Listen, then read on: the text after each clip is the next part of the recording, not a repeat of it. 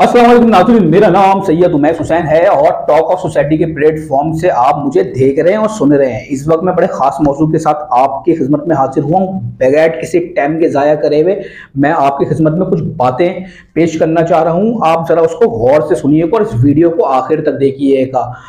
आपको याद है कि चंद माह पहले 24 जून को एक लड़का और लड़की जीना हॉस्पिटल में एक जवान लड़की की लाश छोड़ के फरार हो गए थे और पुलिस की कार्रवाई के बाद वो शायद डिफेंस से गिरफ्तार भी हो गए थे, लेकिन उसके बाद कुछ डिटेल्स सामने नहीं आई। इसी तरीके से पिछले महीने 27 तारीख को सच्चल की हुदूद से एक लड़की की कंबल में लिपटी हुई लाश मिली।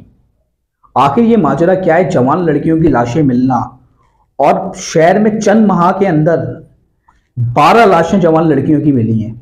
मैं बताता हूँ चक्कर क्या है। चक्कर ये है कि जब SIU इन्वेस्टिगेशन करने के लिए आई और SIU के पास केस आया और SIU इन्वेस्टिगेशन कर रही है, तो जुनैद शेख SSP कोरंगी उन्होंने भी एक नीचे चैनल पे कुछ इंकशाफ करे हैं।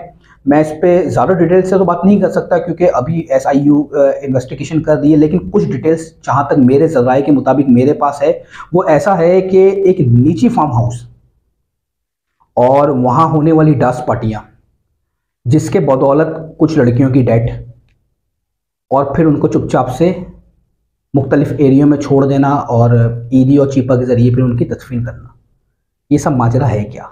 माजरा क्या है मैं बताता हूँ। माजरा ये है कि एक निजी फार्म हाउस में डांस पार्टी इनकात होती है, डांस पार्टी करी जाती है। कराची शहर में बहुत सारे ऐसे मुकाम आते हैं जहाँ डांस पार्टियाँ होती हैं। सैटरडे की नाइट में बेशुमार डांस पार्टियाँ होती हैं और वो सरकारी महकमों की नाक के नीचे होती है। ये एक वाकया एक निजी फार्म हाउस जो के ऑन ड्यूटी पुलिस अफसर चला रहा था और वहाँ तकरीबन पिछले 5 साल से डांस पार्टियाँ हो रही थी। वहाँ लड़कियाँ आती थी, लड़के आते थे, डांस पार्टियाँ करते थे।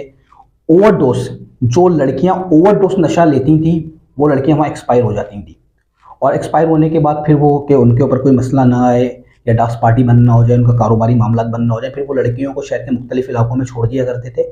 इसी तरीके से सच्चल की हुदूद में पिछले महीने यानी कि 27 सितंबर को एक लड़की की कंबल में लिपटी हुई लाश मिली और बकौल SSP जुनैद शेख एक निजी चैनल पे उन्होंने सहाफ़ी के सवाल करने पे जवाब दिया कि अभी हम इसकी इन्वेस्टिगेशन कर रहे हैं, अभी हम डिटेल से नहीं बता सकते। लेकिन इतनी चीज़ सामने आ गई कि 6 लोग गिरफ्तार हुए हैं, जिसमें उस फार्म हाउस का मैनेजर भी गिरफ्तार हुआ है और उसके साथ जो अमला था वहाँ काम करने वाला 5 लोगों का।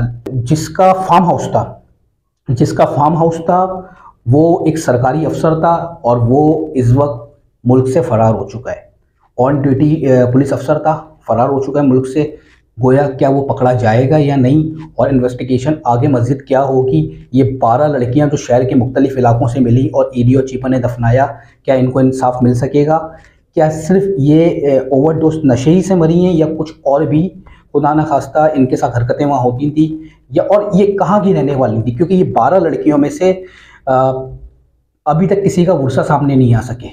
तो ये गोया इंकशाफ ये किया जा रहा है कि शायद ये कराची नहीं, कराची से बाहर की या पाकिस्तान के मुख्तलिफ शहरों की लड़कियां भी हो सकती हैं जो कि फार्म हाउस में लेके आया जाता होगा इनको, अभी डांस पार्टी वगैरह के प्रोग्राम में इनको यूज़ किया जाता था।